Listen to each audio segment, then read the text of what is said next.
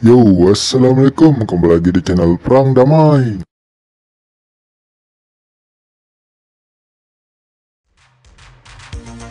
Partai Republik mendesak Joe Biden, Presiden Amerika, mengirim pasukan ke Ukraina.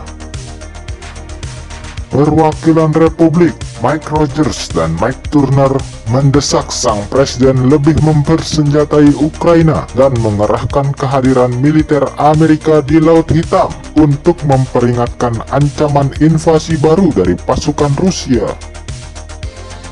Dengan berkumpulnya pasukan Rusia baru-baru ini di perbatasan Ukraina, kami mendesak pemerintah untuk mengambil tindakan segera dan cepat untuk memberikan dukungan kepada Ukraina dalam bentuk intelijen dan senjata, kata Rogers dari Alabama dan Turner dari Ohio Jumat awal bulan ini. Hal itu disampaikan dalam sepucuk surat yang diperoleh Defense News. Roger dan Turner adalah anggota masing-masing Komite Angkatan Bersenjata dan Subkomite Pasukan Strategis dalam DPR Amerika Serikat. Seruan itu datang ketika Kementerian Pertahanan Ukraina Rabu awal bulan ini mengatakan ada 90.000 tentara Rusia tak jauh dari perbatasan dan di daerah yang dikuasai pemberontak di timur Ukraina. Gambar satelit menunjukkan penumpukan unit lapis baja, tank, dan artileri unit self-propelled. Pekan lalu, Ukraina termasuk Rumania mengatakan pada Kongres, Sekutu Barat harus meningkatkan kehadiran mereka di Laut Hitam. Hal tersebut bertujuan melawan militerisasi Rusia di sana. Ukraina mengatakan ingin dukungan Washington untuk pasukan NATO di Laut Hitam yang mirip dengan organisasi Laut Baltik yang memiliki kelompok tempur seukuran batalion multinasional. Jadi gimana Pak Joe Biden, mau dengar masukan dari oposisi atau tetap memilih sebatas gertak-menggertak saja? Hingga kini tak banyak yang berani melakukan perang terbuka dengan Rusia. Apalagi jika perang itu dilakukan di wilayah Rusia sendiri.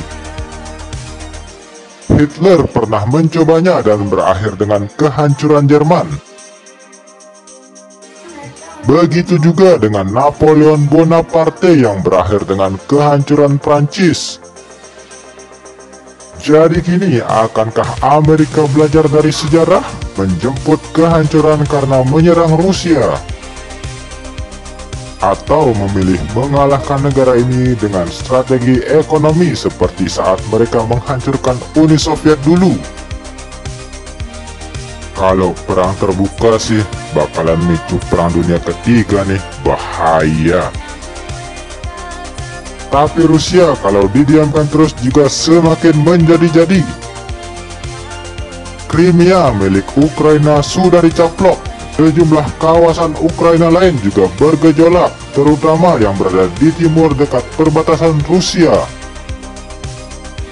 Di sana kelompok separatis muncul dan diduga disokong penuh oleh militer Rusia. Kasihan ini Ukraina, diobok-obok terus. Hubungan Ukraina dan Rusia memang terus memburuk. Sempat sama-sama menjadi bagian dari Uni Soviet, keduanya kini terus meregang hubungannya. Tak peduli banyak penduduk Ukraina yang fasih berbahasa Rusia juga masih memiliki garis keturunan dengan Rusia, Ukraina mengkonotasikan diri sebagai negara yang sama sekali bukan Rusia.